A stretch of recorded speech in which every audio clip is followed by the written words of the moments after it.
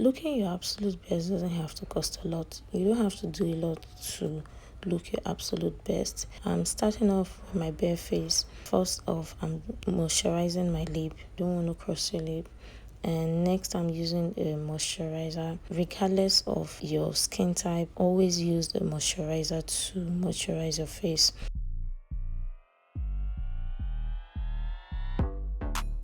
Next, I'm using a primer from Cover FX. This is a really matte primer. You want to make sure to use your primer or use primer best for your skin type on your skin and blend that into your skin. Next, I'm using a foundation that is my exact skin tone, if not close to my skin tone. Placing the foundation at the back of my hand, and I also go in with a concealer brush before blending it out. And I'm blending that right into my skin. I'm making sure that is well blended all the way down to my neck. And as you can see, there is no harsh lines. You can see the difference between the side where we just blended the foundation and the other side where we haven't blended. And if there is harsh line, I go back to blend in again. For my nose, I'm not using any product on my nose. I'm using the leftover of the foundation brush. You don't want to put a lot of product on your nose, or you don't want to apply a lot of product on your nose to make your nose heavy and cranky. You can see the difference, or you can see the finished look of me blending my entire face, how it's looking.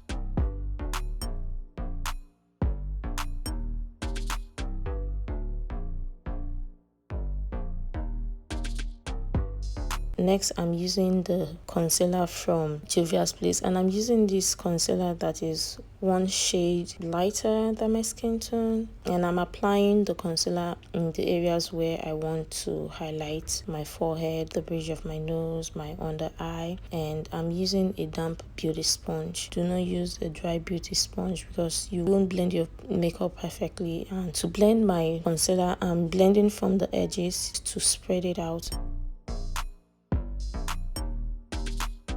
and going to blend the rest of my face as well.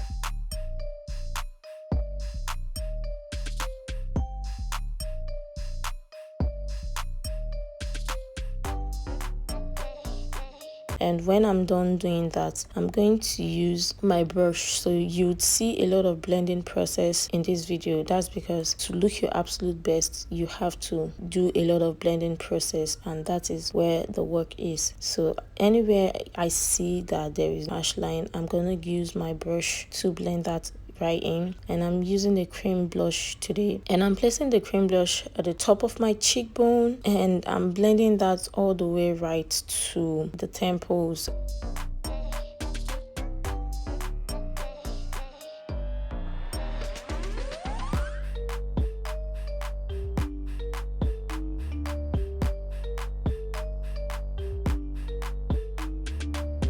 You can see how both sides are looking, and when I'm done doing that, I go in with my foundation brush to blend everything together. Like I said, you would see me do a lot of blending process using my foundation brush or whatever brush it is to blend or take off the harsh lines. You don't want to see the harsh lines between where you applied both products. You want it to look more like it's coming from within or coming from the skin. Next, I'm using this concealer from Maybelline, and it's not a light concealer, just like I would do my lighter concealers. This is exactly my skin tone, or close to my skin tone, or close to the other one I used earlier. So I'm just blending that right in using the same beauty sponge I used. We're looking snatched.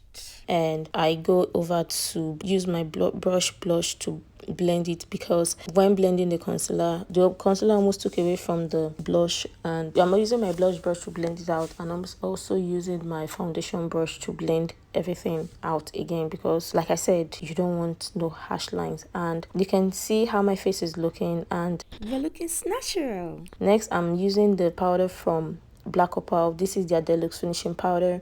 If you have textured skin, you want to use a finishing powder as opposed to using a loose powder. And I'm going to blend my under eye, and before doing that, since I'm blending off the crease lines, you don't want to set your under eye over on your crease lines. You want to make sure that you blended out the crease lines before applying a powder product on it. That way it looks more flawless and well blended and well put together. You can tell and see the difference between where we just applied the powder and where I didn't apply the powder. To blend the rest of my face, I'm using this powder palette. I'm mixing 3 powder shades together and making sure to blend the rest of my face where we didn't apply any concealer product, and also going over to blend my forehead and the rest of my face.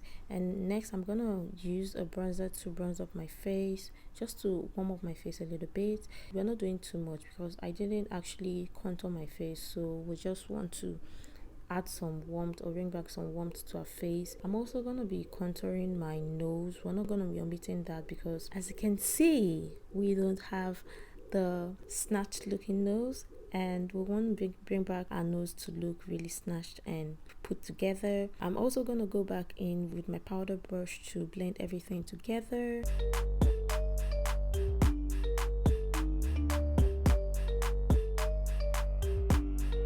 When I'm done doing that, I'm also using my blush. This is a powder blush. I'm placing the blush over and where we place the cream blush, and next I use a powder brush again to blend that right out. Like I said, you don't want to see the harsh lines between where you blended all products on your skin. Make sure that all products are well blended and looks like it's coming from within. To bake my under eye, I'm also using this powder from Focalo. This is optional. You can decide not to bake your under eye if you're not going for the brightened look or for the more brightened look. I do that because I'm basically going to be doing my eyeshadow and nothing serious though. For my eyeshadow, I'm using this one from Juvia's Place and also using the eyeshadow from Morphe. This is their 35A palette, I think.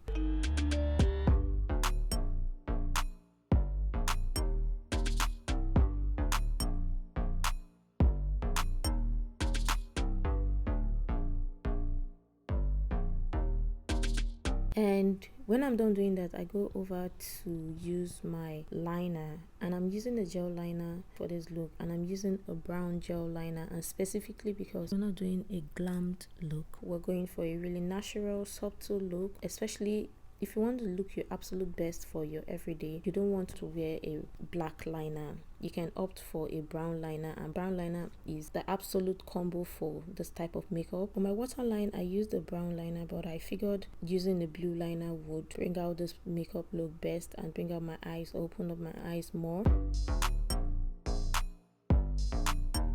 For my mascara today, I'm using this mascara from Maybelline to comb up my lashes.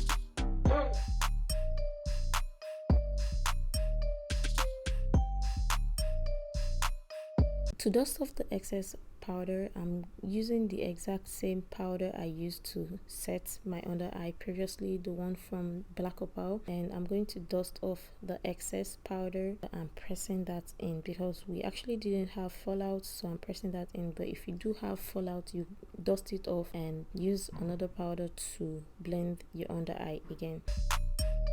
When I'm done doing that, I'm also going to be using this shimmer blush from Milani. This is my favorite blush, I think, because it has shimmers. So I love the illusion of having shimmer on my face, and this is optional. You can skip that, especially if you have texture or if you're textured skin. You don't want this to be over on your pores or on your textured skin. I'm setting my face with the MAC Fix Plus, and I'm letting that to dry down, and I also use my highlighter. I place that on the areas where I would usually place my highlight, on the bridge of my nose, my high cheekbones. If I applied way too much, I go in with my powder brush to blend everything together. I also line my lip using a brown liner. I'm going with this lipstick from Jane Bell. I think this lips looks good for the days or for the ladies that don't want to use a nude lipstick. Yo, if you follow my channel, you know how big ups I am with blushing powder. And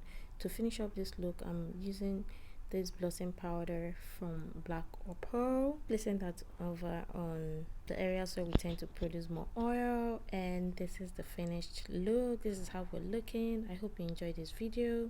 Let me know in the comment section down below, and check out my other videos to stay connected. Bye guys.